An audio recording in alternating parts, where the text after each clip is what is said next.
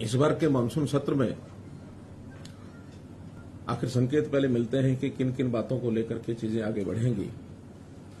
तो ऐसा माना जा रहा है कि इस बार किसानों के लिए, युवाओं के लिए, महिलाओं के लिए, पिछड़े वर्ग के लिए कुछ योजनाओं पर चर्चा जरूर लोकसभा के सेशन में होनी थी, होनी भी है अभी, और उसमें कई प्रकार की बातें उनके अधिकार क्षेत्र को बढ़ाने के लिए आने वाली हैं, ऐसा जो पहले से इंगित है। लेकिन विरोधी पक्ष कांग्रेस का एक हमेशा एक टारगेट रहा है कि कभी भी देश में कोई अच्छी बात होने की संभावना हो तो उससे पहले कुछ ताकतों के साथ मिल करके उन चीजों को कैसे डिरेल करना है, प्रारंभ में ही उसके ऊपर कोई ना कोई प्रश्न चिन्ह खड़ा कर दिया जाए। तो जिस प्रकार कल उन्होंने ये सब किया है कि एक कंपनी है पेगासस, जिसकी मदर कंपनी एनएसओ है, उनके माध्यम से जो जासूसी और फोन टेपिंग की बात चलाई गई है, वास्तव में तो कांग्रेस का एक चरित्र रहा है कि जैसे वो खुद हैं ऐसा ही वो सबके ऊपर लांछन लगाने की बातें करते हैं, क्योंकि उनका इतिहास भरा पड़ा है। जब अपने यूपीए के कार्यकाल में ये सब वो करते रहे, न केवल विपक्षी दल के लोगों के साथ, बल्कि उनका तो अपना घर भी इन चीजों से भरा हुआ है कि अपने ही लोगों की फोन टेपिंग, अपने ही लोगों की जासूसी, ये सब वो कराते रहे हैं। उनको लगता है कि शायद सभी ऐसा करते होंगे, जबकि हमारी सरकार का किसी प्रकार का दूर दूर तक इसके साथ कोई लेना देना नहीं है। और उनके यहां का इतिहास तो ये है कि आपको ध्यान में होगा, एक बार उस समय के वित्त मंत्री प्रणब मुखर्जी ने, जो उस समय के गृह मंत्री थे पी चिदम्बरम, उनके खिलाफ कितना एक सीरियस, एक खतरनाक पत्र लिखा था कि गृह मंत्री वित्त मंत्री के फोन टेपिंग करा रहे हैं। कैसे चंद्रशेखर की सरकार को दो जासूसों की कहानी बनाकर कैसे गिरा दिया गया। कांग्रेस ने अपना समर्थन वापस ले लिया था। 9,000 लोगों की ऐसी एक लिस्ट है जो यूपीए के समय जिन लोगों की फोन टेपिंग होती रही, 9,000। तो ये इतिहास भरा पड़ा उनका, क्योंकि उनको किसी पर भरोसा ही नहीं रहता है। लोकतांत्रिक तरीकों से चीजों को चलाने का उनका विश्वास नहीं है। लोकतंत्र की हत्या कैसे की जाती है, ये इमरजेंसी में हमने देखा है।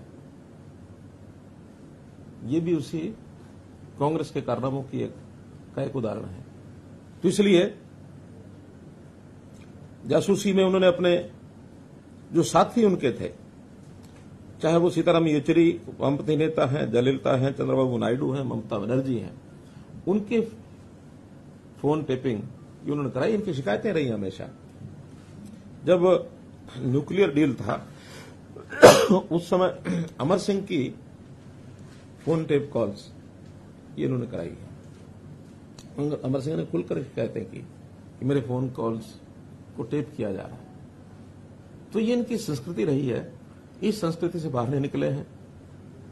और जब भी कोई, इनका टाइमिंग बड़ा सेट होता है।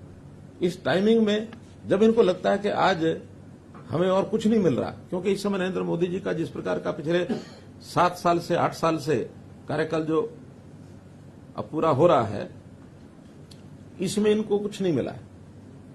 जनता हित की, राष्ट्रवादी विचारधारा की एक सरकार चल रही है, और इसमें खास करके वो भी जब षड्यंत्र रचते तो विदेशी सहायता लेकर रचते हैं।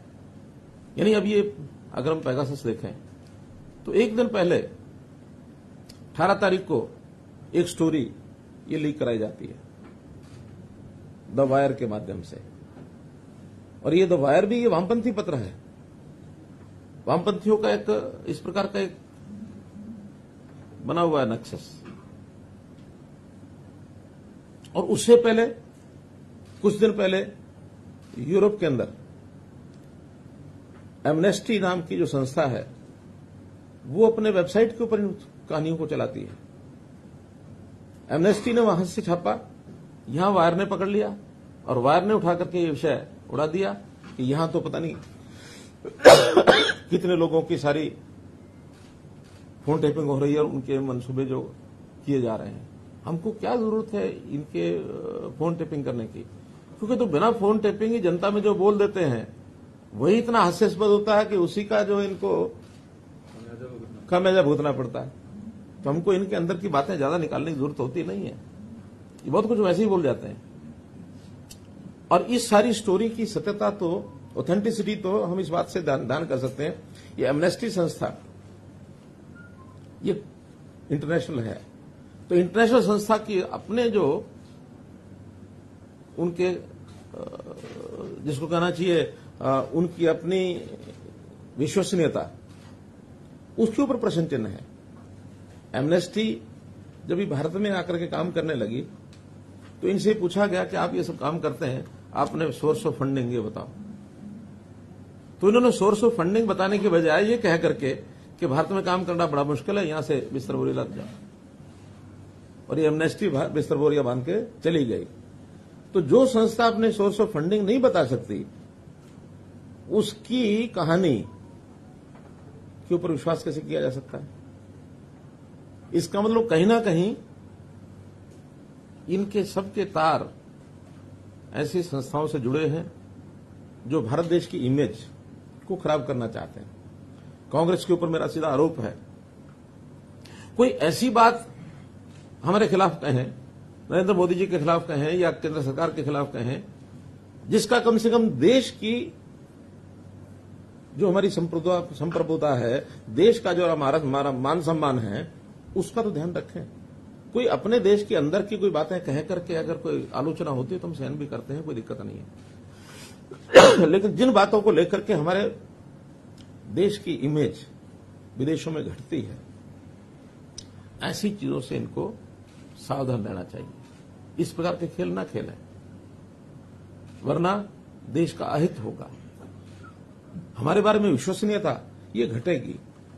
आज देश दुनिया में किसी एक लेवल पर पहुंचा है, वो मोदी जी की नीतियों के कारण से, एनडीए की नीतियों के कारण से हम लोग कहीं पहुंचे हैं। लेकिन उसको धरातल पर न उतरने देने के लिए, उसको बदनाम करने के लिए जिस प्रकार की कहानियां ये बनाते हैं, तो इन कहानियों को जैसा ये कर रहे हैं इसकी मैं निंदा करता हूं। और कुल मिलाकर के देश की जनता इन बातों को ध्यान रखेगी कि ऐसे किसी विदेशी संस्था के साथ कांग्रेस जो षड्यंत्र करके जिस प्रकार का ये फोन टेपिंग कंट्रोवर्सी को इन्होंने उछाला है, ये सिस्टमेटिक तरीके से भारत की प्रतिष्ठा को चोट पहुंचाने का ये काम है। इसकी निंदा हम सब करते हैं।